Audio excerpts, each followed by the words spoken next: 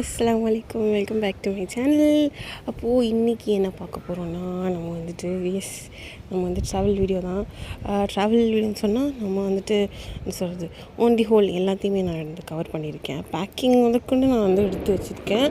ஏன்னா I want to share how all we are என்ன சொல்கிறது, preparing to go our home town or our village or native, இப்படி வேணால் வச்சுக்கலாம். So let's get into it. Welcome to this session of packing. So இது வந்து fish. இது வந்து கறி மசாலா, சிக்கன் மட்டன் எடுத்து யூஸ் பண்ணிக்கலாம். ஸோ அதுவும் வந்து பேக் பண்ணியாச்சு. பல்காக அமௌண்ட்லாம் எதுக்கு எடுத்து வைக்கிறோன்னா, எடுத்து வச்சுட்டு மீதி இருந்ததுன்னா நாங்கள் வந்துட்டு மூமா வீட்டில் கொடுத்துட்டு வந்துடுவோம். ஸோ அதுக்காக சரி எதுக்கும் தேவைப்படுமே அப்படிங்கிற ஒரு இதில் தான் எடுத்து வைக்கிறது. அண்டு இது மிளகாத்தூள், மஞ்சள் தூள் இதெல்லாம் பல்காகவே நாங்கள் அரைச்சி வச்சிடணும். ஸோ அதனால் சரி எடுத்து வச்சிடலாம் அப்படின்னு.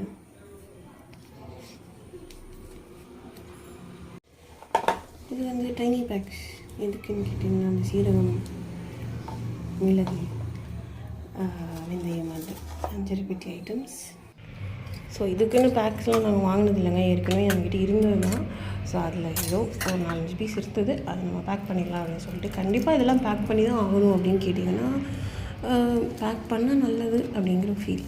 ஏன்னா போன உடனே நம்ம வந்து பர்ச்சேஸ்லாம் ஒன்றும் பண்ண போகிறது கிடையாது. நம்ம வீட்லேயும் எதுவும் இருக்காது. ஒரு வேளை போன தடவை கொண்டு வந்த திங்ஸ் ஏதாவது மிச்சம் மீதி ஃப்ரிட்ஜில் வச்சுட்டு வந்துருப்போம். அந்த மாதிரி ஏதாவது திங்ஸ் இருந்திருக்கலாம். ஸோ அப்படிலாம் பார்த்திங்கன்னா நம்ம வந்துட்டு ஒரு உதவிக்கு உதவி அப்படிங்கிற மாதிரி நம்ம வந்துட்டு எப்போவுமே நம்ம எல்லாமே நம்ம வச்சுக்கிறது வந்து நல்லது. ஸோ அதனால் வந்துட்டு எல்லாமே நம்ம பேக் பண்ணி வச்சிடணும். ஏன்னா ஒன்ஸ் வந்து பார்த்திங்கன்னா, ஒரு தாளிப்புக்கு ஒரு கடுகு இல்லாமல் நான் பட்டுப்பாடு ஒரு வீட்டுக்காக அலைஞ்சேன். ஒரு சில பேர் வீட்டில் ஆள் இருப்பாங்க. நம்ம கேட்க போகிற நேரத்தில் கரெக்டாக அந்த வீட்டில் ஆள் இருக்காது.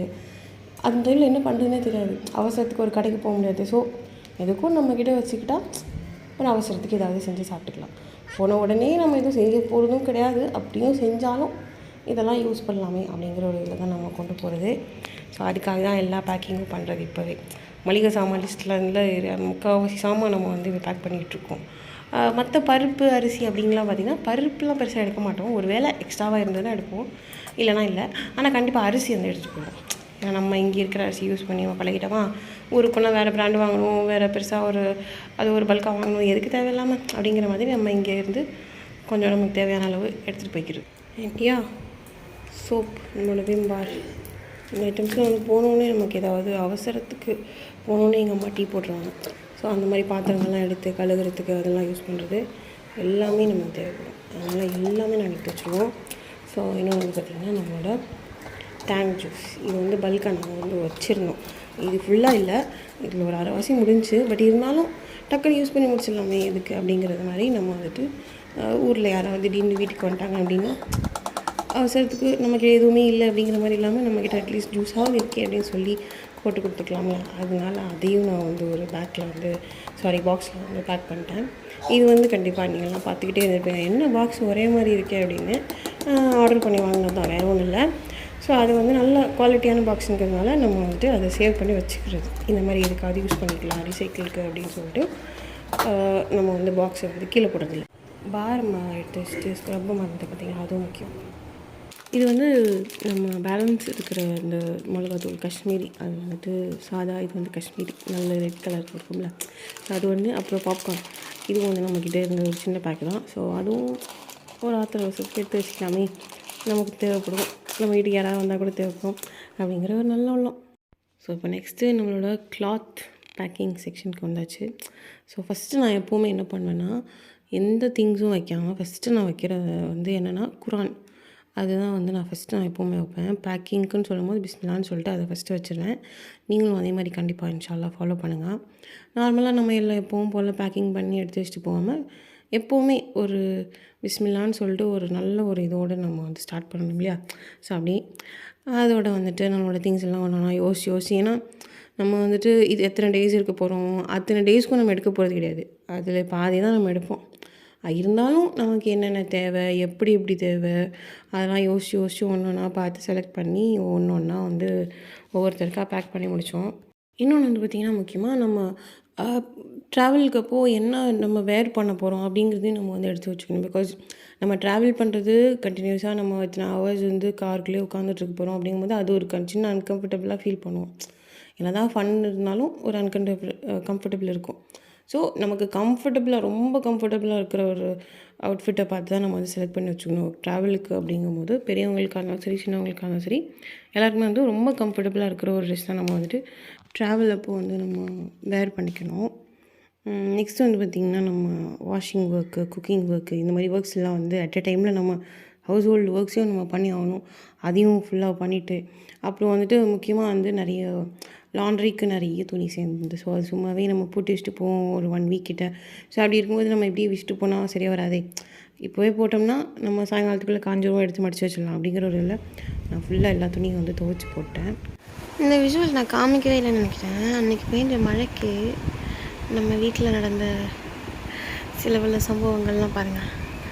அந்த பெயிண்ட்லாம் அப்படியே உறிஞ்சு அந்த பக்கம், அப்புறம் அந்த பக்கம் மேலே சீலிங்கில் கீழே இந்த ஏரியா ஃபுல்லாகவே அந்த ஒரு 2-3 நாளாக பார்த்திங்கன்னா அந்த செவரு ஃபுல்லாகவே ஈரமாகவே இருந்துச்சு. அப்படி ஃபுல்லாக அப்படி தண்ணி ஊற்றி கழுவுன்னு அப்படி இருக்கும், அந்த மாதிரி ஈரமாக இருந்துச்சு ஃபுல்லாக. குறிப்பிட்ட இடங்கள்லாம் அப்படி இப்படிமா உறிஞ்சிருக்கு. இங்கே மார்னிங் எவ்ரிவன். ஸோ காலையில் கொஞ்சம் சொல்லிவிட்டு நாங்கள் வந்து கொஞ்சம் கொஞ்சமாக எல்லா திங்ஸையும் வந்து எடுத்து வைக்க ஆரம்பிச்சிட்டோம். எல்லாம் கரெக்டாக இருக்கான்னு செக் பண்ண ஆரம்பிச்சிருக்கோம். ஆக்சுவலி வித்தின் 1 days எல்லாம் டிசைட் பண்ணதுனால நம்ம அந்தளவுக்கு ரொம்ப ப்ரிப்பேர்டாகவும் இல்லை.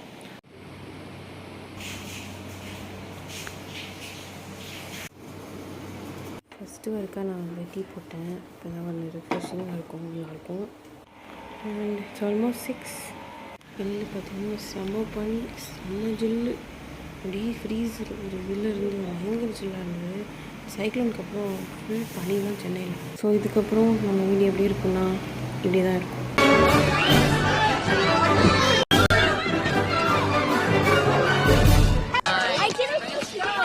ஸோ இது நம்ம வந்து நம்ம விஷுவலாக எடுக்க முடியாது இல்லையா, அப்படியே அறக்க பறக்க ஓடிட்டுருப்போம். ஸோ அதனால தான் அந்த கிளிப்பை நான் வந்து எடுத்து காமிச்சேன்.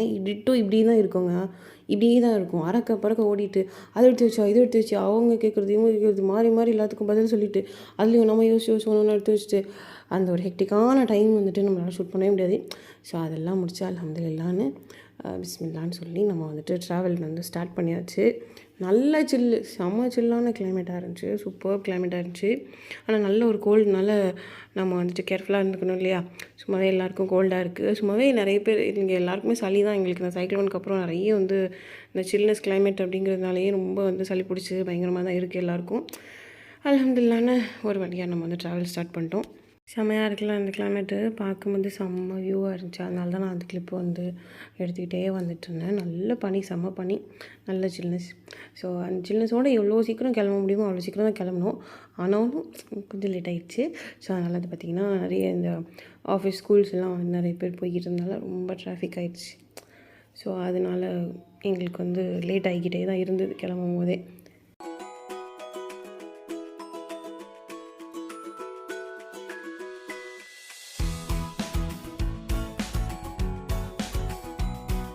ஆக்சுவலி நாங்கள் காலைல 6 மணிக்கெலாம் வீட்டிலேருந்து கிளம்பிட்டோம். 6:30.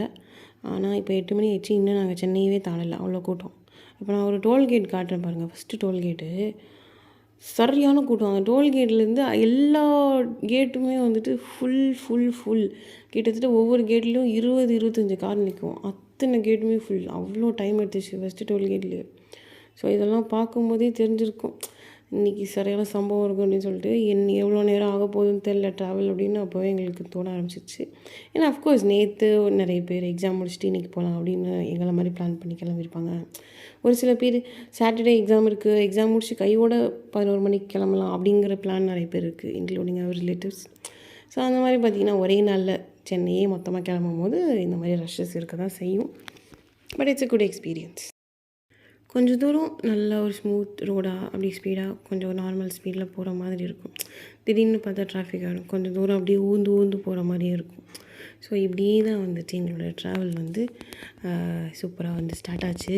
அப்படியே வந்துட்டு கொஞ்சம் தூரம் வந்து ஒரு ஆக்சுவலி இட் வாஸ் ஆல்மோஸ்ட் 10. அப்போ தான் வந்துட்டு பிரேக்ஃபாஸ்ட்டுக்கு வந்து எங்கேயாவது நிப்பாட்டலாம் அப்படின்னு சொல்லிட்டு நிப்பாட்டினோம். போனால் ஒன்றுமே இல்லைங்க, தோசை சாம்பார் தான் ஃபஸ்ட்டு வச்சாங்க. சட்னிலாம் இருக்கான்னு கேட்டால் இருக்கான்னு பார்க்குறேன் அப்படிங்கிற மாதிரி இது பண்ணாங்க.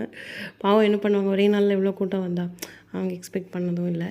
ஸோ அதனால் நாளைக்கும் இந்த மாதிரி ஒரு கூட்டம் இருக்குது அப்படின்னு எச்சரிச்சுட்டு தான் நாங்கள் வந்துட்டு சாப்பிட்டுட்டு அங்கேருந்து கிளம்பி ஒரு குட்டியாக ஒரு பிரேக்ஃபாஸ்ட்டை வந்து முடிச்சுட்டு நாங்கள் கிளம்பிட்டோம்.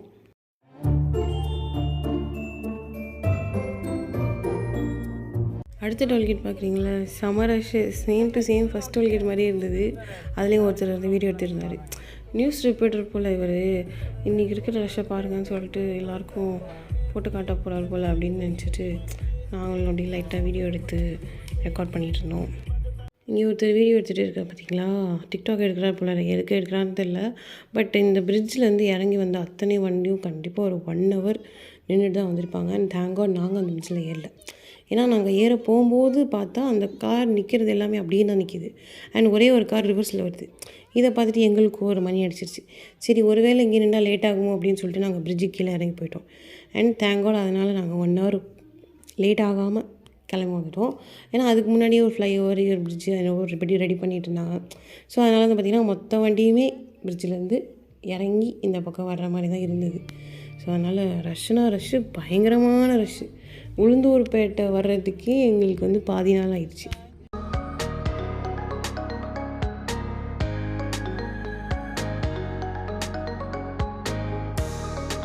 அப்படியே வந்துட்டு ஒவ்வொரு டிராஃபிக்காக தாண்டி நாங்கள் வந்து சாப்பாட்டுக்கு ஒரு இடத்துல நிப்பாடலான்னு பார்த்தா ஒரு பக்கம் ஸ்நாக்ஸ் சாப்பிட்டுட்டே வந்ததுனால பெருசாக பசிக்கலை. ஸோ அப்படியே நாங்கள் வந்து ஓட்டிகிட்டு வந்துட்டோம். கிட்டத்தட்ட ஒரு 3:30 மணி ஆயிடுச்சு. அப்போ தான் வந்து திருச்சியை ரீச் பண்ணோம். ஸோ சரி இருக்கிற இந்த ஹோட்டலில் சாப்பிட்றலாம் அப்படின்னு சொல்லிட்டு வெஜ் ஹோட்டல்லாம் போனால் சாப்பாடே இல்லை, முடிஞ்சிருச்சு, வெறும் சாம்பார் தான் இருக்குது, கூட்டு பொரியல் எதுவுமே இல்லைங்க அப்படின்ட்டாங்க. சரி இருக்கிறத கொடுங்க அப்படிங்கிற மாதிரி ஒரு சாம்பார், ஒரு வெஜ் ரைஸ் அவ்வளோதான் நாங்கள் போட்டோம். ஆர்டர் போட்டு எல்லாருமே வந்து கொஞ்சம் கொஞ்சம் ஷேர் பண்ணி அதை தான் சாப்பிட்டோம். ஸோ கிட்டோஸ் வந்து அல்ஹம்துலில்லாஹ் அவங்களால முடிஞ்ச அளவுக்கு என்கேஜ் பண்ண வச்சிடறோம். ஏன்னா அவங்க கிராங்கி ஆகாமல் கத்தாமல் நமக்கு கொஞ்சம் டென்ஷன் ஆகும். ஸோ அதெல்லாம் இல்லாமல் கொஞ்சம் அவங்களுக்கு பிடிச்ச மாதிரி வீடியோ போட்டு காமிச்சிட்டு கொஞ்சம் நேரம் கதை பேசிட்டு ஸ்டோரி புக் படிக்கிறது, ஸ்நாக்ஸ் சாப்பிட்றது, கொஞ்சம் நேரம் அவங்க தூங்கினாங்க. அப்படியே கொஞ்சம் கொஞ்சமாக என்கேஜ் பண்ணி கொஞ்சம் ஸ்மூத்தாக வந்து கொண்டு போக ட்ரை பண்ணோம் முடிஞ்ச அளவுக்கு. ஆனால் கொஞ்சம் வாமிட்டிங் அதெல்லாம் இருந்தது தான், அதெல்லாம் கொஞ்சம் சமாளித்து அப்படியே நாங்கள் வந்துட்டு டைம் பாஸ் பண்ணிகிட்டு இருந்தோம். அண்டு ஃப்ரண்ட்டில் போகிறது பார்த்திங்கன்னா நம்ம ரிலேட்டிவ் தான். ஆக்சுவலி எங்களுக்கே தெரியாது, எனக்கு கெஸ் இல்லை. வண்டியை பார்த்ததுக்கப்புறம் தான் எங்களுக்கு தோணுச்சு ஒருவேளை அவங்களா இருக்கலாமோ அப்படின்னு சொல்லிட்டு கால் பண்ணி பார்த்தோம். அவங்க வரதும் எங்களுக்கு தெரியாது. அதோடு அவங்களுக்கு கால் பண்ணி பேசினா எஸ் இந்த வண்டி நம்பர் எங்களோட தான், நாங்கள் தான் அது அப்படின்னு சொன்னாங்க. பயங்கர ஸ்பீடு, செம்ம ஸ்பீடில் போயிட்டுருந்தாங்க. கேட்டால் டிரைவர் தான் போட்டு போயிட்டுருக்கோம். ஒரு சில பேர் லாங் ட்ரைவ்னால் டிரைவர் போட்டுருவாங்க. அந்த மாதிரி பார்த்திங்கன்னா பயங்கர ஸ்பீடில் போயிட்டு இருந்தார் அந்த டிரைவரே. சேஸ் பண்ணவே முடியல. ஒரு கட்டத்தில் கொஞ்சம் சேஸ் பண்ணி அவங்களோட நாங்கள் முன்னாடி வந்துவிட்டோம். ஆனால் அதுக்கப்புறம் பார்த்தா பின்னாடி ஆளக்கானோம். எங்கன்னு பார்த்தா அவங்களுக்கோ இல்லை வண்டிக்கோ பெட்ரோல் போட போயிருப்பாங்க அப்படின்னு நினச்சிட்டே இருந்தோம். ரைட்டாக அதே மாதிரி டீ கடையில் நிப்பாட்டணும் அப்படின்னு சொன்னாங்க. நாங்கள் நிப்பாட்டலாம் தான் நினச்சோம். பட் நான் சொல்கிறது அப்ராட் ரோடு மாதிரி கிடையாது. இங்கே லைட், ஸ்ட்ரீட் லைட்டில் எதுவுமே இருக்காது. ஸோ இருட்டாக தான் போகணும் அப்படிங்கிறதுனால பயந்து நம்ம இருட்ட முன்னாடி வீட்டுக்கு போயிடலாம் அப்படிங்கிற ஒரு இதில் நாங்கள் வந்து போயிட்டோம். கரெக்டாக நாங்கள் வீட்டுக்கு போகும்போது 6 o'clock இருக்கும். 12 hours ட்ராவல். இது வந்து பார்த்திங்கன்னா 12 hours. காலையில் 6 o'clock அங்கே கிளம்புது, இங்கே 6 o'clock ஆகிடுச்சு. அவ்வளோ தூரம் ட்ராவல் பண்ணியிருக்கு. இவ்வளோ டிராஃபிக்கை தாண்டி வந்தது. அண்டு இவர் கூட சேஸ் பண்ணதுனால கொஞ்சம் ஸ்பீடாக வந்தோம், இல்லைனா அதுவும் முடியாது. ஆனால் அந்தளவுக்கு ஸ்பீடாக போகவும் கூடாது, ஏன்னா பசங்களை வச்சுட்டு நம்ம போக முடியாது ஃபஸ்ட்டு. அண்ட் இன்னொன்று பார்த்திங்கன்னா நம்ம இந்தியா ரோடு வந்துட்டு 1 ரோடு தான், போகிறதும் வர்றதும் எல்லாம் ஒரே ரோட்டில் இருக்கும். அப்படிங்கிறது இருக்கும்போது நம்ம இந்தளவுக்கு ஸ்பீடாக போகக்கூடாது. அண்ட் ஆடு மாடு அது இதுன்னு ஏகப்பட்டது இருக்கும். ஸோ அதெல்லாம் நம்ம பார்த்து பக்குவமாக தான் ஓட்டணும் வண்டி. அப்புறம் முக்கியமாக வந்து பார்த்திங்கன்னா மழை பெஞ்சதில் ஊர்லாம் நல்லா பச்சை பசேல்னு அழகாக இருந்தது. இந்த சினிமாலாம் காமிக்கிற மாதிரி அந்த என்டரிங் ஆஃப் தி வில்லேஜ் கரெக்டாக அந்த மாதிரி ஒரு ஃபார்ம் காமிப்பாங்க. அந்த மாதிரி ஒரு வியூ செமையாக இருந்துச்சு. மாஷா அல்லாஹ் இந்த மழை வந்து எல்லாேருக்கும் நல்ல பயனுள்ளதாக இருந்திருக்கும்னு நினைக்கிறேன். அல்ஹம்துலில்லாஹ். So that's it. அதோட நம்ம வந்துட்டு ஊருக்கு வந்து சேஃபாக வந்து இறங்கியாச்சு அல்ஹம்துலில்லாஹ்னு. It was going to sunset ஆகுது. கரெக்டாக ஒரு 6:30 ஆயிடுச்சு. கரெக்டாக 12 hours ட்ராவல். இது வந்துட்டு மாஷா அல்லாஹ் கஷ்டமாக இருந்தாலும் ஒரு பக்கம் அது ஒரு எக்ஸ்பீரியன்ஸாக தான் இருந்தது அல்ஹம்துலில்லாஹ். So that's it. இன்ஷா அல்லாஹ் இன்னொரு இன்ட்ரெஸ்டிங்கான வ்ளாகில் மீட் பண்ணலாம். Until take care. அஸ்ஸலாமு அலைக்கும்.